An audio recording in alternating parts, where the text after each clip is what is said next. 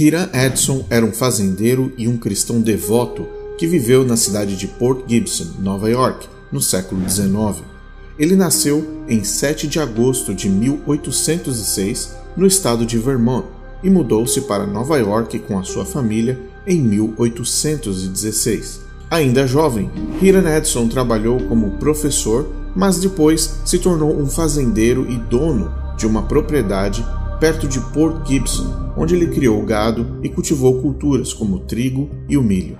Hiram Edson era um próspero fazendeiro no condado de Ontário, em Nova York, e a primeira esposa de Edson, Epha Chrysler, morreu em 1839, deixando Edson cuidando de 3 filhos.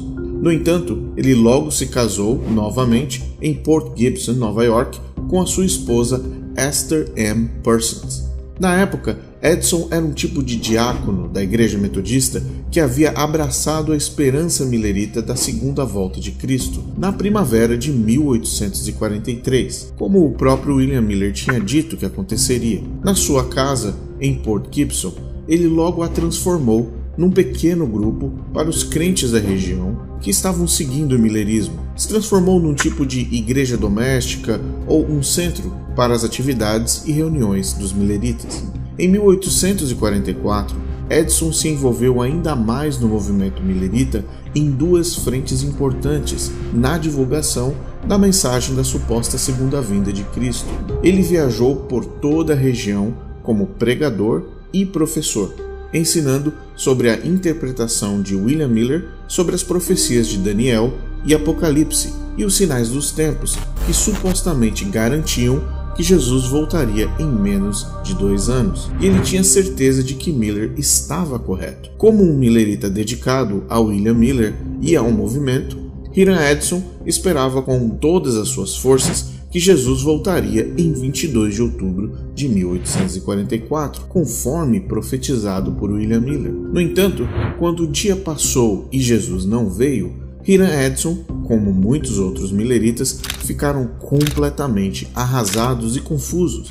Mais tarde, ele descreveu a experiência como a decepção mais amarga de sua vida. A noite de 22 de outubro passou, a madrugada veio e nada aconteceu. Naquela noite, Hiram Edson, obviamente, não conseguiu dormir. O trauma e a decepção eram grandes demais. Ele mesmo disse que todos juntos choraram como nunca antes. Apesar de ainda haver uma expectativa, ele decidiu deixar o local onde ele estava aguardando Jesus voltar e caminhar até o Salão Millerita em Port Gibson, Nova York. Juntamente com o seu amigo Owen Crozier, eles caminharam em direção ao salão completamente desolados, decepcionados e principalmente desesperados. Enquanto Hiram Edson caminhava, ele clamava a Deus pedindo compreensão e orientação. Porém, antes de chegar até o salão, ainda no meio do caminho, passando pelo meio de um milharal, Hiram Edson teve uma visão que mudaria a sua vida e o curso da história adventista para sempre. Em suas próprias palavras, ele descreveu a cena. Eu estava andando no campo quando passei perto de uma grande árvore em um local isolado. As palavras do Salvador, ditas pouco antes de sua ascensão, brilharam em minha mente. Eis que estou sempre com você, até o fim do mundo. Fiquei maravilhado e a sensação da presença de Deus era tão próxima e tão real que parecia que eu estava cercado por uma nuvem de luz. Era uma nova luz, um novo pensamento e uma nova revelação. Em sua visão, Hiram viu Cristo entrar no Santo dos Santos no santuário celestial, em vez de retornar à terra como William Miller havia previsto. Hiram ficou impressionado com o significado dessa visão e imediatamente a compartilhou com os outros milleritas. Pouco depois, enquanto Hiram e Crozier estudavam mais sobre a visão recebida e se havia alguma conexão nas escrituras, a Bíblia de Hiram Edson caiu no chão, aberta em Hebreus 8 e 9. Ambos ficaram olhando para a Bíblia no chão e ficaram impressionados, achando que aquela sim era uma confirmação da teoria de que o santuário no céu seria purificado e não, na verdade, o planeta Terra, e muito menos a igreja. No início de 1845, eles começaram a compartilhar suas conclusões entre algumas pessoas, mas não tiveram muito sucesso entre a maioria dos milleritas, que na verdade nem entendiam ou nem acreditavam naquela visão. Ambos, então, decidiram investir financeiramente na publicação da teoria do santuário em 1845. O jornal The Day Dawn foi impresso pelo editor do jornal Ontario Messenger com o título Os Milleritas ou Adventistas, Suas Desilusões, Fé e etc. No entanto, o artigo em si tinha um título mais convidativo e dizia: para todos os que esperam pela redenção, leiam o seguinte. Enoch Jacobs, o editor do The Day Star em Cincinnati, estava disposto a considerar as explicações de Crozier e ele concordou em publicar uma versão expandida e com um texto um pouco mais refinado em uma edição extra do jornal The Day Star, com um artigo intitulado A Lei de Moisés. Essa edição foi publicada em 7 de fevereiro de 1846 e foi a primeira vez que os conceitos do santuário celestial e o legalismo foram expostos para um grupo grande de milleritas adventistas. Para ajudar a financiar o projeto, parte dos presentes de casamento da esposa de Hilliard Edson foram vendidos e a primeira semente do juízo investigativo foi plantada.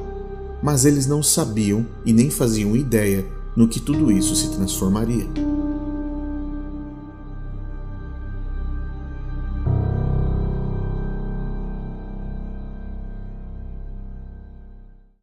Como você percebeu, a ideia do juízo investigativo nasceu exclusivamente e unicamente de dois eventos sobrenaturais.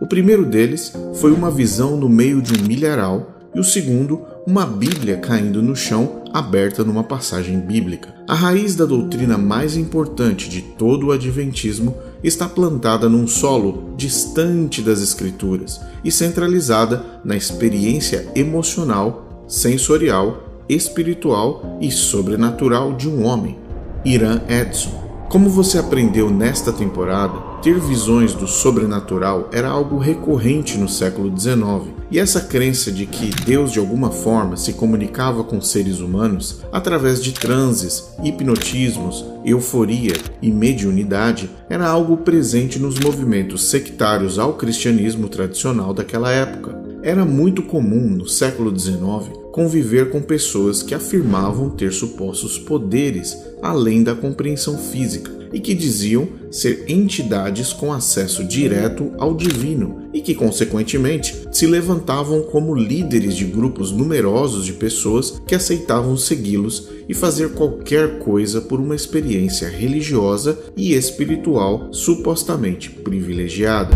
O mais interessante sobre Hiram Edson, além, é claro, da visão que supostamente ele teve, é o fato de que ele sofria influências diretas da cultura local, das crenças estranhas dos visionários e na proposta do reavivamento espiritual do começo do século XIX, justamente como você aprendeu na primeira temporada. Mas se olharmos com mais atenção para o local onde a casa de Hiram Edson estava, vamos notar que a região onde ele morava era um centro espiritualista que influenciava a sua percepção do universo divino. Poucas pessoas conhecem o endereço do homem que teve a suposta visão do santuário celeste. Mas se olharmos com mais atenção, vamos perceber que Hiram Edson tinha vizinhos bastante influentes. Ele vivia na região de Port Gibson, mais precisamente na pequena estrada 27. Próximo à fazenda de Hiram Edson está o canal Erie,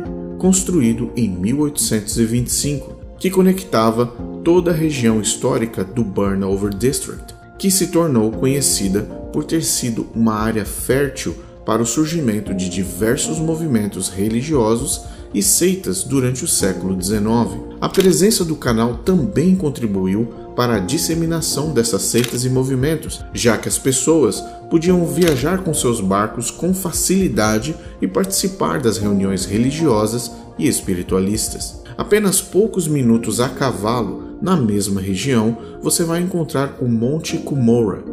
O Monte Cumorah é um lugar importante para os membros da Igreja de Jesus Cristo dos Santos dos Últimos Dias, ou mais conhecidos como Mormons, porque eles acreditam ser o lugar onde o profeta Moroni escondeu as placas de ouro contendo o registro dos antigos povos americanos, que Joseph Smith, o profeta Mormon, mais tarde traduziu para o livro de Mormon. Além disso, acredita-se que o anjo Moroni, que é o filho de Mormon, visitou Joseph Smith no Monte Cumorah para dar as instruções de como encontrar as placas de ouro. Um pouco mais acima do mapa, do outro lado do canal, você vai notar a presença de uma pequena cabana.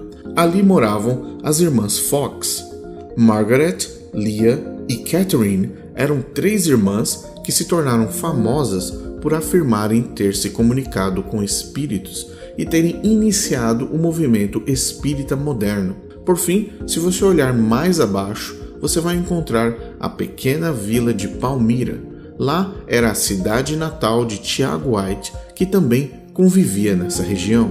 Portanto, num raio de distância bem próximo, você consegue visualizar com facilidade que na mesma época, na mesma região e envolvidos nas mesmas práticas religiosas, muito parecidas, estava um grupo de vizinhos que afirmavam ter visões, que falavam com Deus diretamente, que se comunicavam com seres do universo espiritual, com os espíritos dos mortos, anjos, profetas, ancestrais e supostos deuses de outros planetas.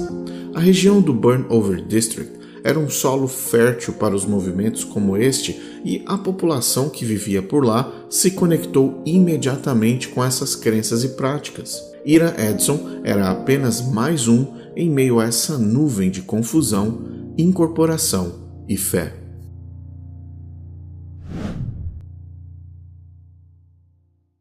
Como você já deve ter percebido, a história da Igreja Adventista é baseada em 3 colunas: visões, confusões e publicações.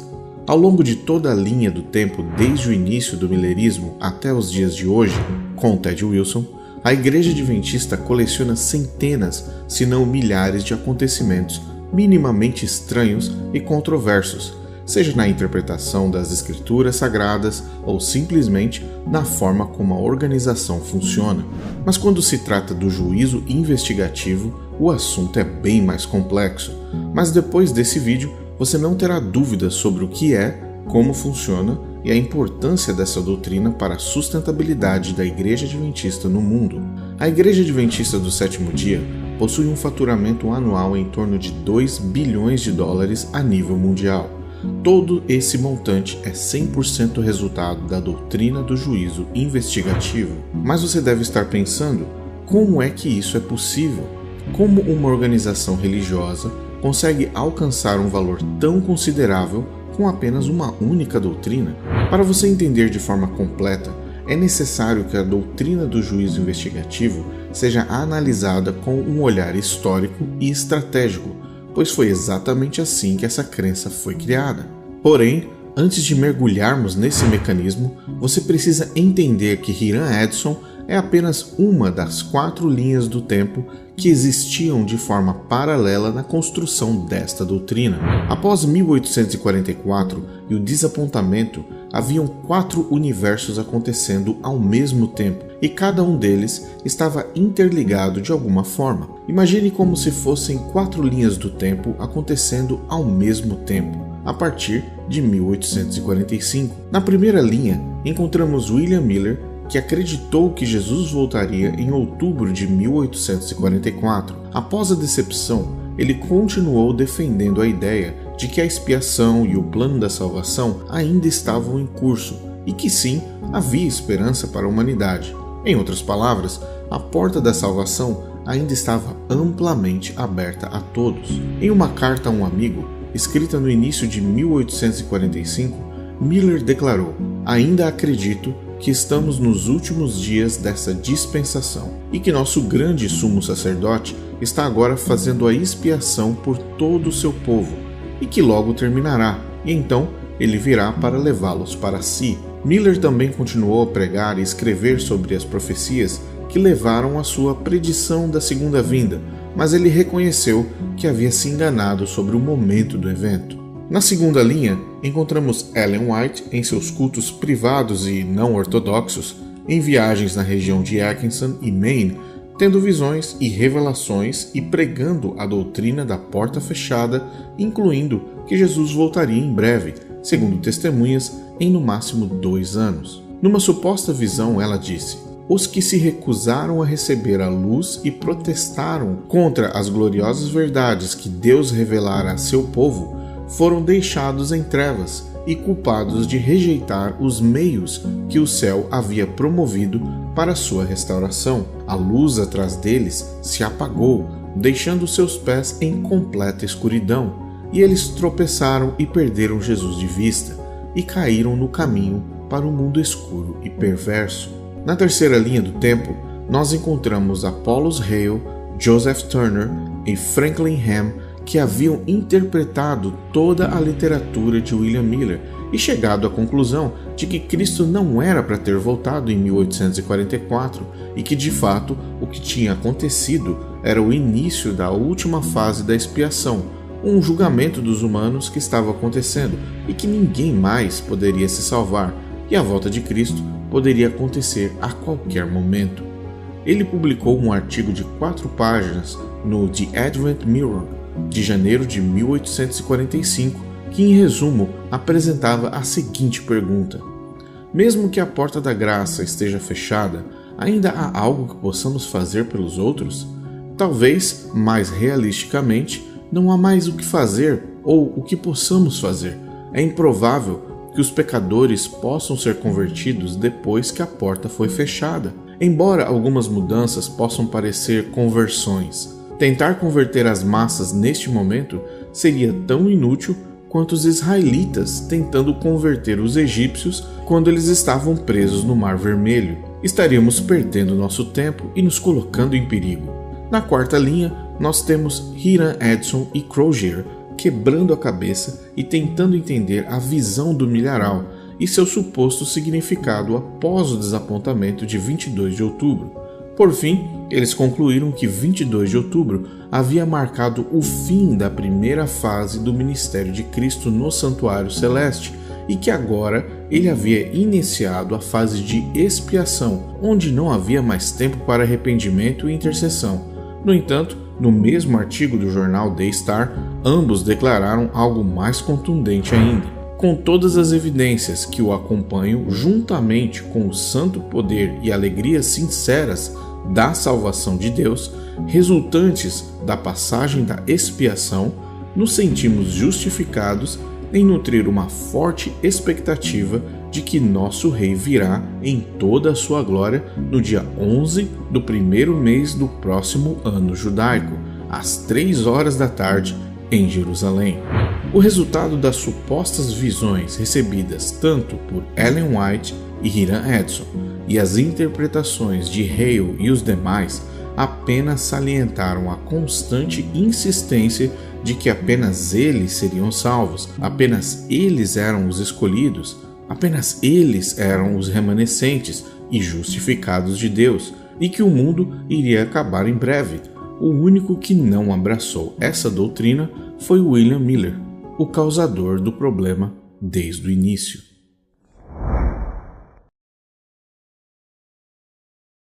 O ano de 1845 avançava e todas essas frentes de liderança se fortaleciam cada vez mais graças às crenças que mencionamos no segmento anterior. No entanto, essa corrida de cavalos começava a entrar em sua reta final, onde muitas das crenças que eram pregadas se tornaram mais fortes ou completamente obsoletas, como as novas datas da volta de Cristo. No entanto, algo estranho começou a acontecer dentro do novo adventismo que iria determinar a relevância de Hiram Edson, a importância de sua visão no milharal e sua sobrevivência no movimento. Como mencionamos no começo, nos anos 1800, ser um visionário e dizer que Deus estava falando com você diretamente era mais comum do que torcer para o Flamengo do Rio de Janeiro, e o movimento adventista, que ainda estava dando seus primeiros passos, visualizou um problema bastante complexo.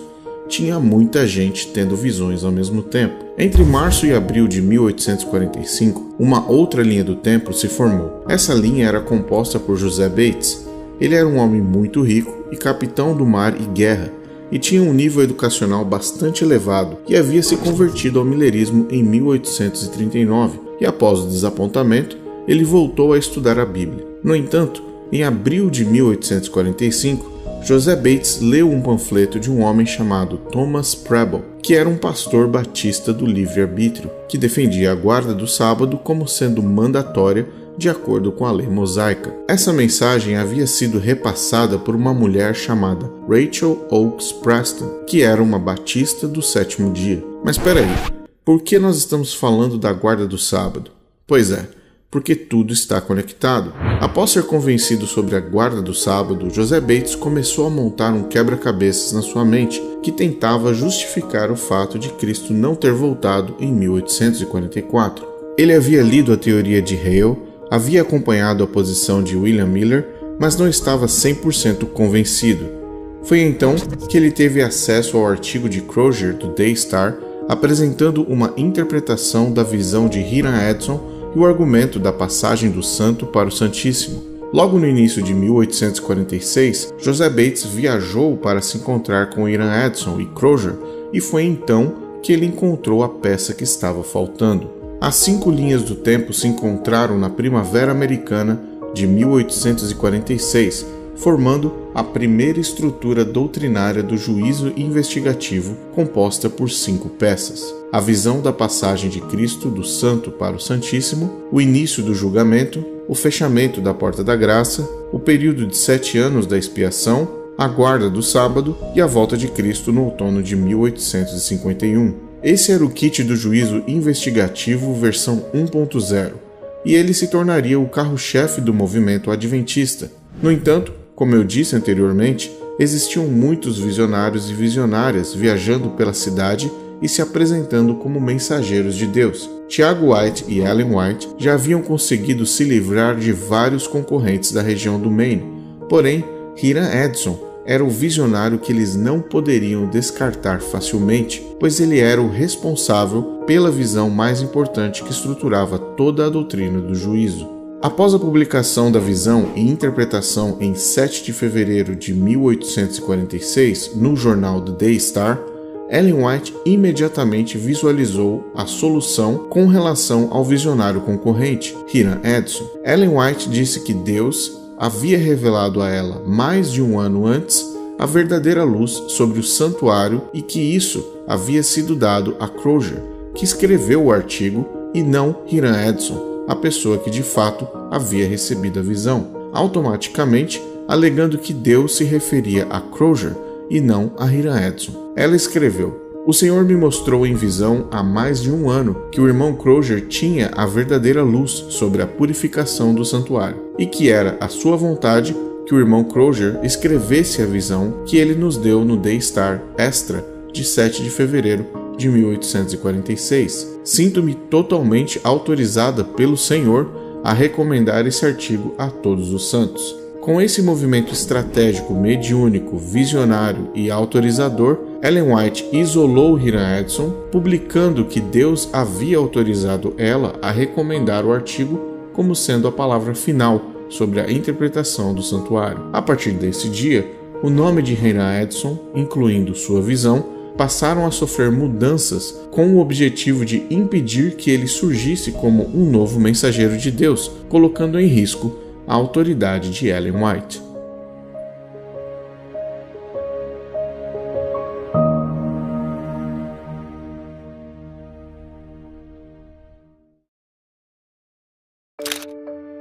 Era muito óbvio que essa salada de interpretações não fazia sentido, principalmente porque era o resultado de visões e interpretações de erros cometidos anteriormente e um exclusivismo adventista que já possuía suas raízes bem nutridas pelo orgulho do próprio movimento. Mas se Ellen White, Tiago White e o restante do bando, como eles se chamavam, quisessem ter algum tipo de autoridade doutrinária, essa proposta do juízo investigativo precisava fazer sentido de uma forma ou de outra. O resumo da doutrina era o seguinte: Cristo subiu aos céus após a ressurreição e se encontrou com o Pai, sentando-se à direita dele e iniciando o trabalho intercessório sobre a humanidade até o ano de 1844. Esse período entre a chegada de Cristo no céu e o ano de 1844 representavam a parábola das 10 virgens, onde todas tinham o óleo nas lâmpadas e estavam prontas para entrar no casamento com o noivo. Após 1844, o noivo chega, representado por Cristo, porém, ao invés de voltar à Terra em 22 de outubro, como William Miller tinha pensado, Cristo, o noivo, passa do lugar santo do santuário, simbolizado pelo lado de fora da festa, para o Santíssimo, simbolizado pelo lado de dentro da festa do casamento. Após passar de um lugar para o outro, ele fecha a porta e bloqueia o acesso ao Santíssimo, exatamente como o noivo da parábola das 10 virgens fez, deixando para fora as virgens com as lâmpadas apagadas. Seguindo a mesma lógica da parábola, ao passar para o lugar santíssimo do santuário, Cristo, o noivo, leva consigo aqueles que estavam com as lâmpadas acesas, ou, em outras palavras, aqueles que aceitaram a mensagem de William Miller, representada pela luz das lâmpadas. Todos aqueles que rejeitaram William Miller ficaram para fora, perdidos para sempre, exatamente como as virgens que não tinham óleo nas lâmpadas. Agora, Cristo, dentro do lugar santíssimo, iria iniciar um tipo de juízo investigativo sobre toda a humanidade, perdidos e salvos, e após o término desse período, ele então voltaria ao planeta Terra. Enquanto isso, o sábado, o 7º dia da semana do calendário gregoriano, seria o selo identificador entre aqueles fiéis a Deus e o diferenciador durante o julgamento que supostamente estava em curso no céu. Portanto, guardar o sábado era o sinal real daqueles que seguiam os mandamentos de Deus da forma correta. Por fim, a teoria de que esse período de expiação duraria 7 anos e que no final Cristo voltaria em 1851. E essa foi a razão pela qual Cristo não tinha voltado em 22 de outubro de 1844.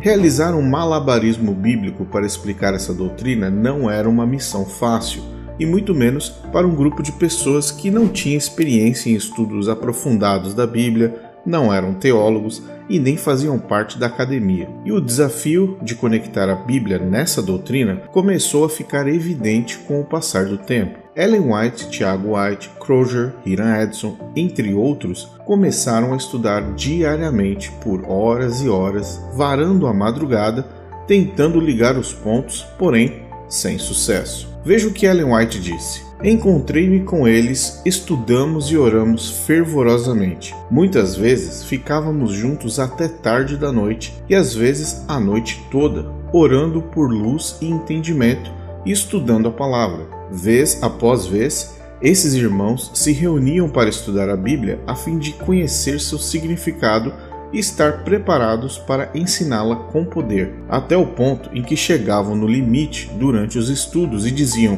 não podemos fazer mais nada. Era nessa hora que o Espírito do Senhor vinha sobre mim e eu era arrebatada em visão, e uma explicação clara das passagens que estávamos estudando era dada a mim como instrução sobre como deveríamos trabalhar e ensinar com eficiência. Assim, foi concedida luz que nos ajudou a compreender as Escrituras a respeito de Cristo, sua missão e o seu sacerdócio. Veja outra declaração de Ellen White.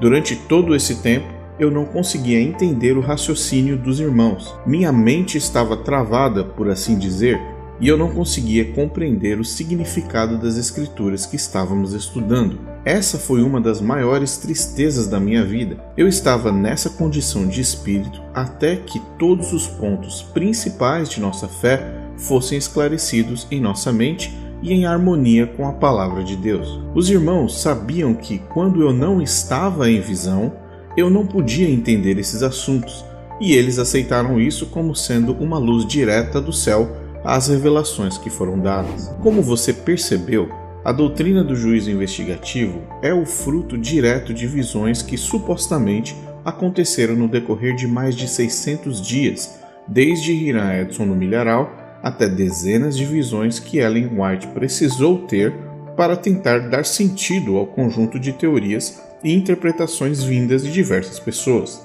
Existe um ditado popular que diz: aquilo que começa errado, termina errado. Esse seria o slogan principal de uma doutrina que nunca foi baseada na Bíblia, ou pelo menos na interpretação correta da palavra de Deus, mas sim baseada em visões que, além de reforçarem o erro, passaram a enganar muitos corações. Por fim, José Bates, que havia trazido consigo a crença da guarda do sábado diretamente da doutrina escrita dos batistas do sétimo dia, só viu sua proposta realmente ser implementada a partir de 1847, graças novamente a uma visão que Ellen White teve sobre o sábado, o que indica mais uma vez que a dependência doutrinária adventista estava ligada aos momentos sobrenaturais de uma visionária victoriana. Ellen White relata que, em visão, Deus a levou até a Cidade Santa e mostrou para ela a Arca do Concerto dentro do lugar santíssimo onde Jesus estava. É claro que a descrição de tudo que ela viu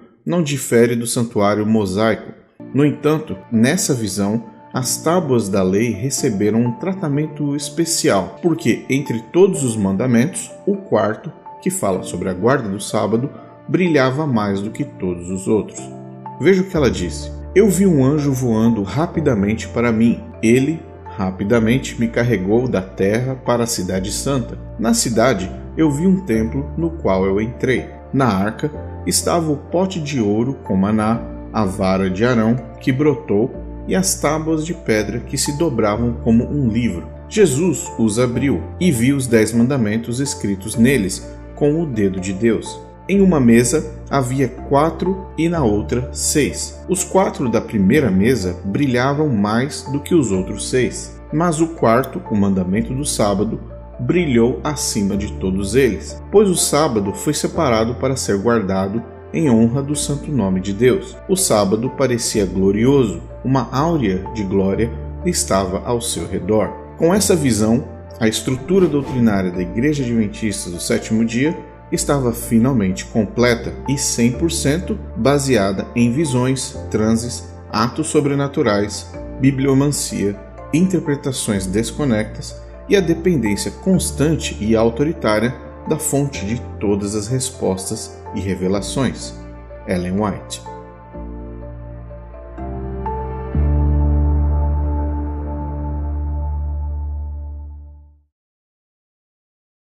Eu quero convidar você, adventista do sétimo dia ou não, evangélico cristão ou não, a se perguntar qual o benefício a doutrina do juízo investigativo traz para nós seres humanos. Quais são as boas novas de esperança, amor em Cristo, fé e graça, características do Evangelho de Jesus, que eu e você, individualmente, ou sua família, amigos e queridos, podem levar dessa doutrina?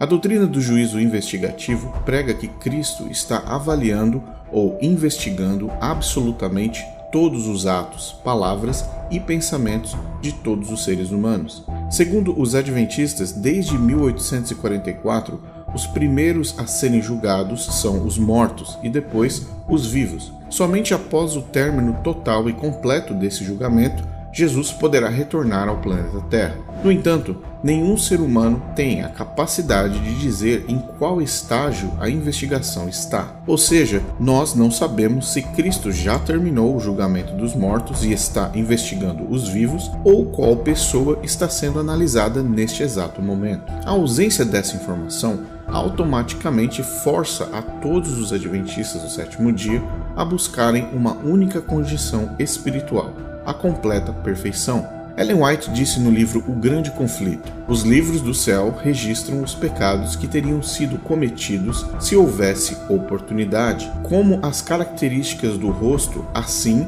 as características de cada personagem individual são transferidas para o livro dos céus.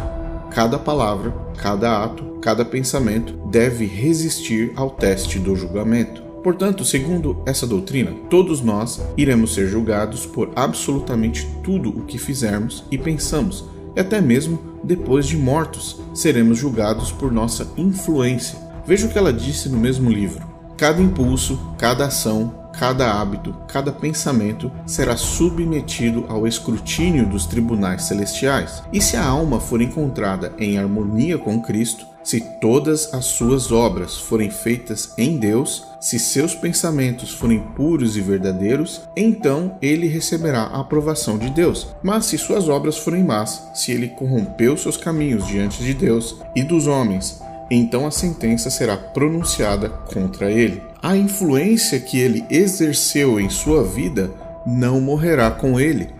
Ela continuará a afetar outros para o bem ou para o mal e será revelada no julgamento. O Grande Conflito, página 482. Portanto, no Adventismo do sétimo dia, o perfeccionismo é a palavra-chave quando se trata da doutrina fundamental da Igreja. Agora vamos a alguns exemplos práticos para que você, seu cônjuge, seus filhos, amigos e familiares possam compreender a dinâmica dessa doutrina na vida real. Vamos supor que seu nome irá passar em investigação hoje. O anjo irá abrir seu livro celestial pessoal, onde estão todos os registros, os atos bons e ruins da sua vida, incluindo pensamentos e palavras. Absolutamente tudo será analisado. A forma mais prática de evitar essa condenação é não pecar, ou se pecar, pedir perdão imediatamente. Esse sistema parece bem simples, mas possui implicações muito sérias. Vamos a alguns cenários. Esse é o José. Ele é uma pessoa que durante toda a sua vida tomou muitas decisões erradas, cometeu crimes e continua vivendo distante de Cristo. José está vivendo sua vida normalmente, em casa, contando o dinheiro de seu último assalto. Enquanto isso, sem que José saiba, o nome dele está sendo analisado no juízo investigativo no céu. E como você já deve imaginar, o livro do José não está com uma cara muito boa. Por causa disso, a decisão final é que José, infelizmente, não terá direito à vida eterna e irá ser aniquilado no fogo do inferno quando Jesus voltar. Mas José continua vivo na sua casa contando o dinheiro do assalto. Enquanto ele conta o dinheiro do assalto, seu destino espiritual foi decidido e ele perdeu a salvação. Porém, José continua vivo na terra e após muita insistência, ele atende o telefonema de sua mãe, que ora por ele todos os dias. Ela o convida para um culto de oração e, finalmente, após muita insistência, ele aceita. Na igreja, junto com sua mãe, e ouvindo a mensagem pregada naquela noite, José decide aceitar Cristo como seu Salvador. Se ajoelha e pede perdão pelos pecados cometidos. E apesar do seu histórico, ele toma a decisão de recomeçar com Cristo. Sim, provavelmente você deve estar se perguntando, e agora? Há menos de 2 dias, enquanto José contava o dinheiro, o nome dele passou pelo suposto juízo investigativo, mas agora ele decidiu mudar de vida e aceitar Cristo através da influência da sua mãe. Segundo a doutrina do juízo investigativo, José, mesmo aceitando o sacrifício de Cristo na cruz, mesmo entregando a sua vida ao Senhor Jesus, o destino dele já está consumado, porque ele continuou vivo após o julgamento. José é agora um homem perdido espiritualmente, mas vivo com Cristo, e não há nada que ele possa fazer para alterar isso. Outro exemplo, essa é Maria.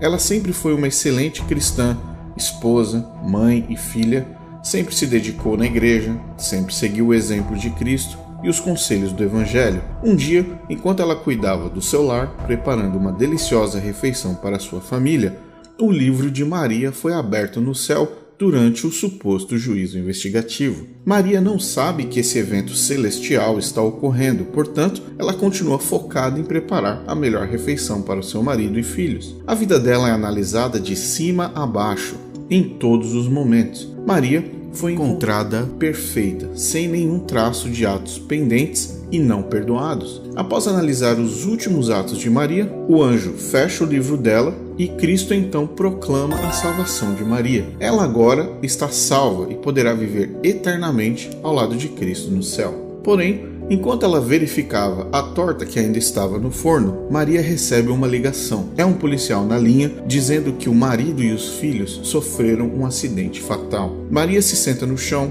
desolada e desesperada. Ela havia acabado de perder toda a sua família. O luto e a dor da perda mexeu com Maria e, infelizmente, aos poucos, ela se distanciou de Deus, de Cristo. A dor que ela sentia era muito maior do que as forças espirituais de retornar para os braços de Jesus. A depressão se aprofundou e ela literalmente se desligou de Deus a ponto de nunca mais voltar. A dor da perda e as cicatrizes emocionais fizeram com que ela soltasse da mão do Criador. Mas você deve estar se perguntando, e agora?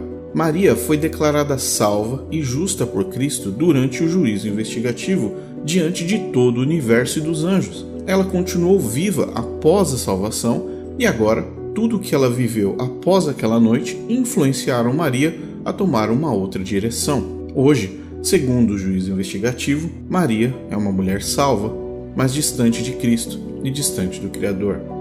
Por último, vamos analisar o caso do João.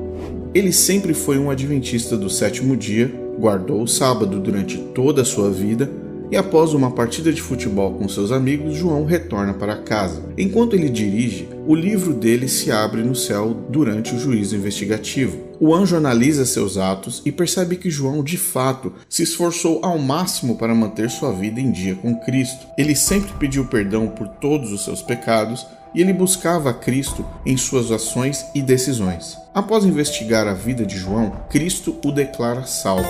João não faz a menor ideia de que ele agora é um homem salvo e terá acesso à vida eterna com Cristo. Porém, João continua vivo. Alguns anos depois, segundo a crença adventista, um decreto dominical mundial é estabelecido para todos os povos do planeta, e por essa razão, domingo será o dia oficial de culto para todas as religiões que existem. No entanto, se João não aderir ao decreto dominical, que envolve a compra e venda de produtos e acesso ao sistema monetário, ele ficará sem dinheiro em poucos meses, o que irá impactar diretamente a compra de remédios e medicamentos para o seu filho mais novo, que ainda precisa constantemente estar conectado a um cilindro de oxigênio provido pelo governo. Ao olhar para toda a situação, a falta de recursos e a vida do próprio filho em risco, João decide aderir ao decreto dominical e garantir o abastecimento de oxigênio, com emprego e alimentação para sua família.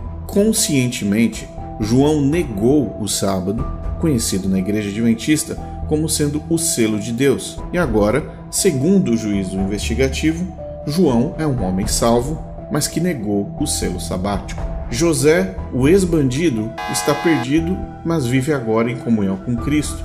Maria, que tinha uma relação forte com Deus, está salva, mas hoje se tornou agnóstica. João, um adventista salvo, mas que aceitou o decreto dominical para salvar a sua família.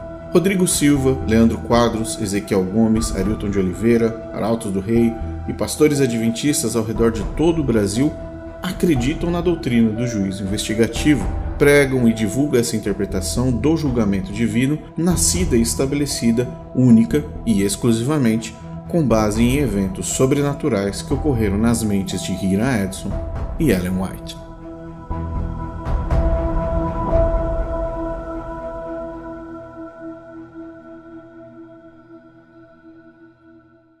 O mais interessante sobre a história das origens do juízo investigativo é o fato de que Crozier decidiu deixar o adventismo. Crozier deixou a organização adventista em 1855 devido às divergências com a liderança da igreja, Tiago White e Ellen White, particularmente sobre a natureza da doutrina da expiação. Em 1904, Crozier, o homem que havia iniciado toda a euforia ao redor da visão de Hira Edson, escreveu um artigo no jornal The Daily Messenger, dizendo: o que foi escrito no artigo de 1846 no The Daily Star foi que o modelo e as atividades do santuário terrestre não fornecem desculpas para a teoria de que a porta da graça foi fechada em 22 de outubro de 1844, ou que ela jamais será fechada. Essa teoria foi um erro terrível. Foi publicado, sim, de forma solene na época e tem sido fanaticamente aderida por mais de 58 anos e apoiada por pretensas visões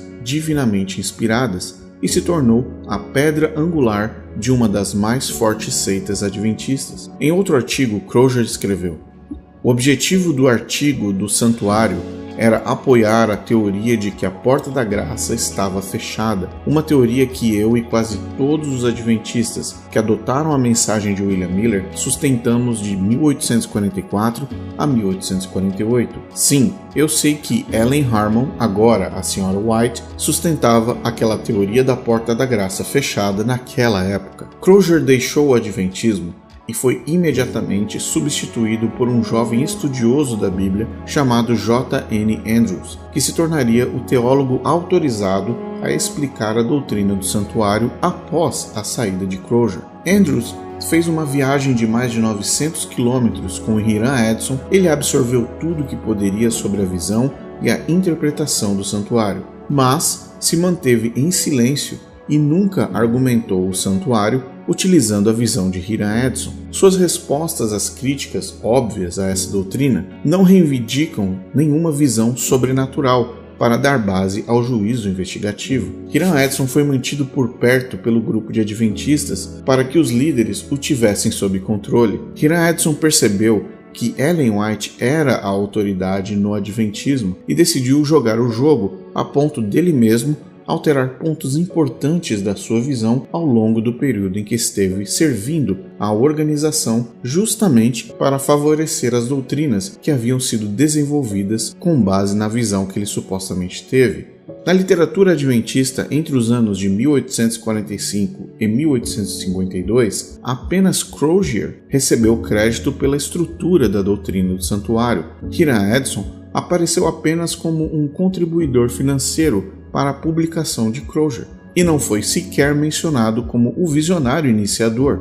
Os fundadores adventistas esconderam Hiram Edson do público até 1892. A visão de Edson nunca foi mencionada em nenhum artigo de jornal até esse ano, o que deu tempo suficiente para que Ellen White pudesse se sentar na cadeira oficial de visionária da organização. O próprio Edson, que publicou artigos e panfletos apoiando essa doutrina, em nenhum lugar mencionou a própria visão, o que revela uma característica de comportamento bastante estranha e questionável. Ele relatou várias experiências sobrenaturais em suas cartas enviadas ao jornal The Present Truth, em dezembro de 1849, sem referência, porém, à mais importante de todas, a visão do milharal. A ele foram dados cargos nos jornais da organização como um suposto editor. No entanto, ao longo de quase 20 anos servindo a Igreja Adventista do Sétimo Dia, Hiram Edson, o visionário responsável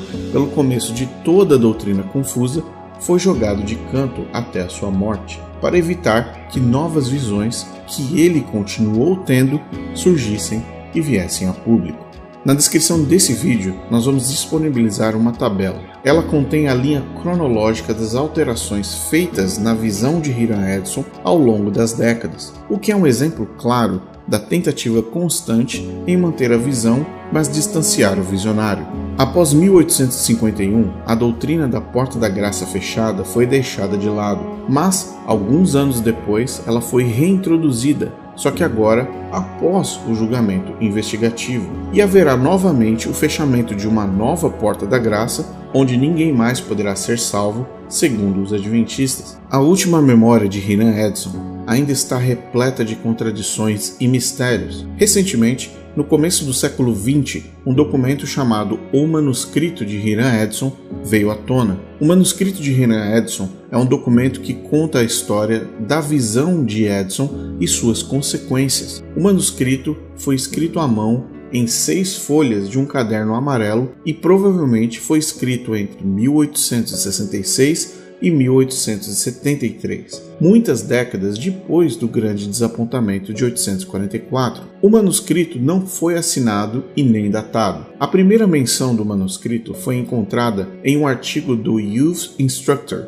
em 1910 e foi parcialmente citado em uma impressão pela primeira vez em um artigo de F. M. Kelly no Review and Herald de 1921, 75 anos após o evento ao qual se refere. De acordo com James Nix, biógrafo de Edson, o manuscrito pode ter contido cerca de 30 páginas de reminiscências e especulações teológicas, mas apenas 6 folhas vieram a público. O manuscrito foi emprestado ao jornal adventista pela filha de Edson, a senhora Via Ofélia Cross, em 1921, e foi certificado e notarizado como autêntico.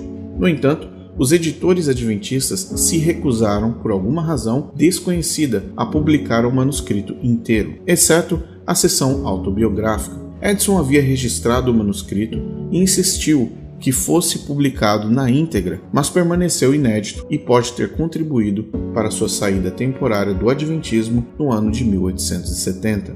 No geral, o manuscrito de Hiram Edson é um documento significativo, mas elusivo, que lança luz sobre um dos eventos-chave na história da Igreja Adventista do Sétimo Dia. Sua publicação parcial e controvérsia refletem as tensões entre a revelação pessoal e a autoridade institucional, bem como os desafios de preservar e interpretar registros históricos. Apesar de suas limitações e incertezas, o manuscrito continua a intrigar estudiosos e crentes que buscam entender as origens e o desenvolvimento do movimento adventista e suas crenças. Na Igreja Adventista, a incerteza, a dúvida e a condição de completo desconhecimento sobre o dia do seu julgamento, incluindo a crença de que o sábado é necessário para a salvação, nunca poderá ser negado.